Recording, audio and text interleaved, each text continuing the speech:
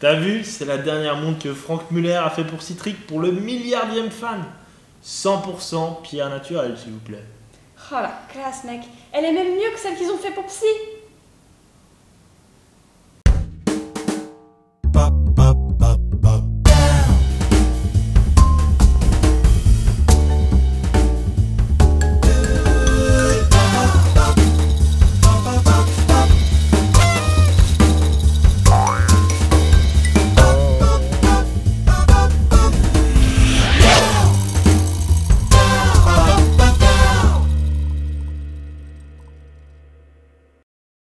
Bienvenue à Citric, l'émission satirique. Nous, ce qu'on aime faire, c'est se moquer de l'actualité suisse romande. Alors c'est ce qu'on va faire tout de suite.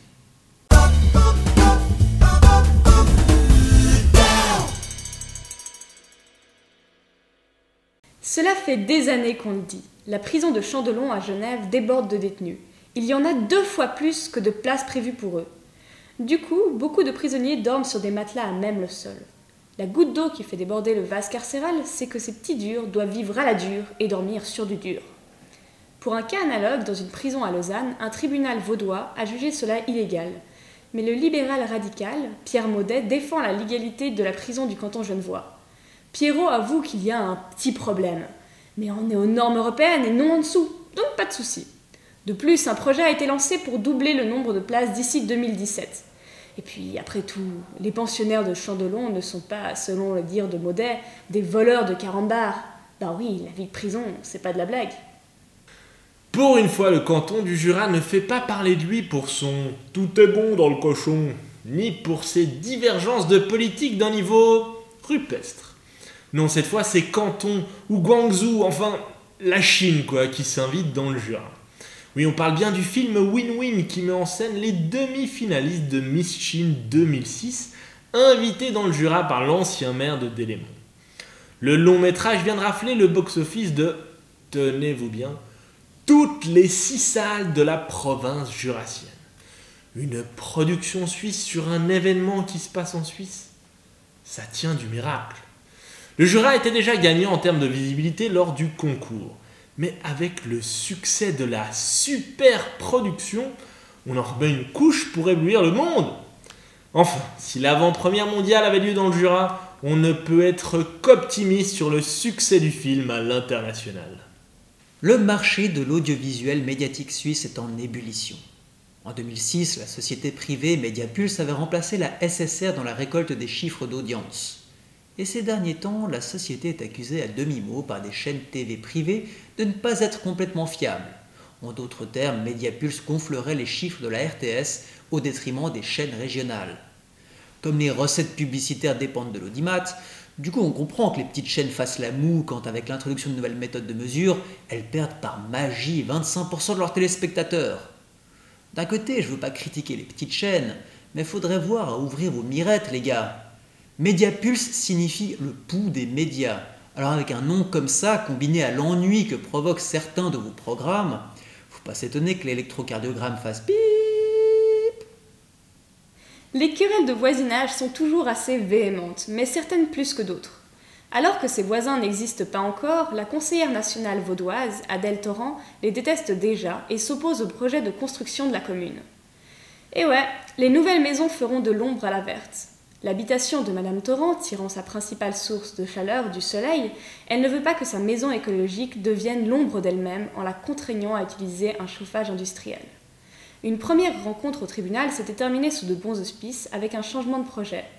Mais la municipalité est finalement revenue sur ses pas telle une fouine de volue. En réponse à cette fourberie, la Lucky Luke de l'écologie a réagi plus vite que son ombre et revoilà tout ce petit monde en justice. Malheureusement pour le temple d'Apollon de la conseillère, c'est l'avocate de la ville qui a été la plus brillante, le tribunal ayant finalement tranché en son sens à la lumière des événements. Il y a quelques semaines de cela, nous avions montré notre solidarité avec nos collègues journalistes de Tamedia.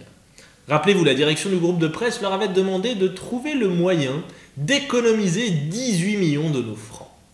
Eh bien moi je pense qu'ils ont trouvé. Le 24 heures a publié sur la couverture du magazine TV Guide tous les articles de sa boutique en ligne. Ainsi, au cas où vous voudriez un mug moche, bien moins original que le traditionnel e-Kearney, vous pouvez vous faire envoyer un mug e-cœur 24. Ouh. Bon, notons tout de même l'effort pour sauver des emplois. Ah, l'esprit de survie quand tu nous tiens. Wely Morer dit non. Non à la décision de la Cour européenne des droits de l'homme de blâmer la Suisse pour l'expulsion d'un père de famille non natif condamné pour trafic de drogue. Pensez qu'ils ont des cojones, le Conseil fédéral, de s'opposer à une décision de justice d'une instance supérieure? Petit naïf. Bien sûr que non. Faut savoir que Wely a déclaré ne pas s'exprimer en tant que ministre. Le Conseil fédéral n'a d'ailleurs pas encore discuté de l'affaire. Au contraire, notre petit souffleur de sifflet ne fait juste que livrer son avis personnel dans toute la presse helvétique. Peut-être que les autres conseillers fédéraux devraient donner leur avis personnel au conseiller fédéral UDC et avec l'aide d'un gentil pied au postérieur verbal, lui rappeler que ce qui prime dans notre pouvoir exécutif, après tout, c'est la collégialité. Eh oui.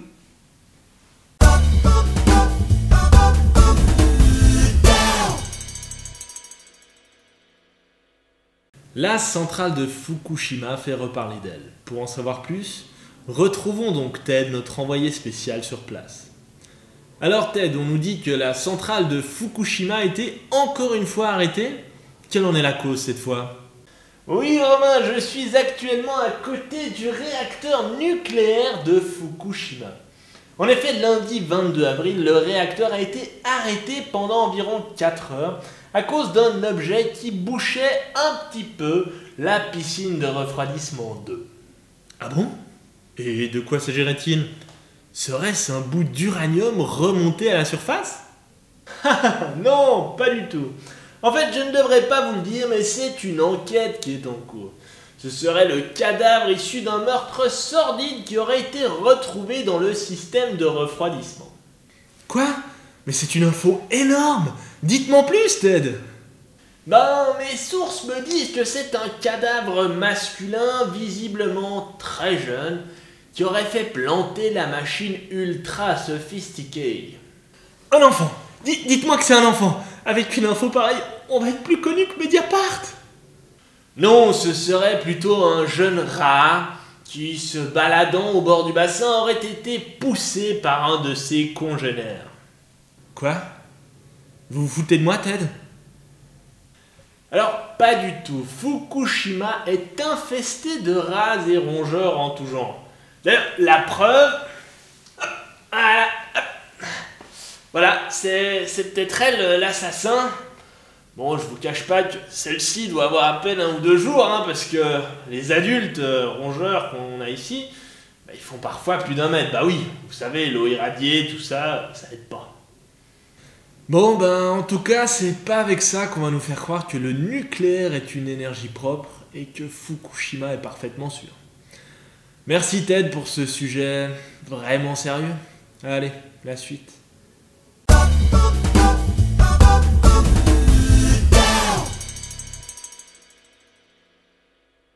L'hôtellerie à Genève rapporte gros, très gros, presque 1 milliard de francs suisses. Ce secteur économique, au chiffre d'affaires digne de notre pays de banque, a surpris la Société des hôtels de Genève.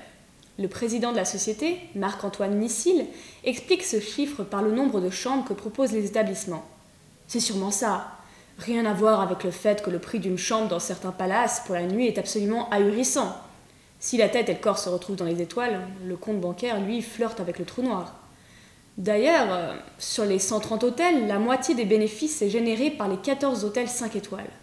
Selon M. Nissil, durant leur séjour dans ces hôtels, les clients dépensent 450 millions. Pratiquement le PIB d'un petit pays. Du coup, ce brave homme se prend pour un véritable dictateur et se plaint des autres services genevois. Les taxis sont fustigés, 30% des clients se plaignent d'eux. Les voitures sont dans un état épouvantable, même pas de minibar à l'arrière et de vitres teintées. Quant à la sûreté et la propreté de Genève, on n'en parle pas. Les clients seraient choqués depuis leurs fenêtres, ils aperçoivent des objets au fond du lac. Au moins, à Londres, l'eau est trop tout rouble pour ça. Et Genève, c'est connu, elle devient un vrai coupe-gorge, des assassins aux 4 coins des rues. Mais ces partisans du mouvement citoyen genevois n'ont pas que ça comme problème. Il y a bien pire que les meurtres, vols et viols divers. L'offre culturelle et événementielle est négligeable. Le dimanche, impossible de s'acheter un nouveau sac Louis Vuitton. On est obligé de se contenter des musées. C'est un véritable scandale. Pour M. Nissil, à cause de cela, On n'arrive pas à la cheville de Paris, Londres ou encore New York. Et à mon avis, c'est pas prêt de changer. On aura beau griller ce sale coq, marcher sur les pieds de Big Ben et laisser Guillaume Tell s'appliquer à cribler la belle pomme new-yorkaise de ses flèches, c'est pas demain qu'on va leur voler leurs touristes.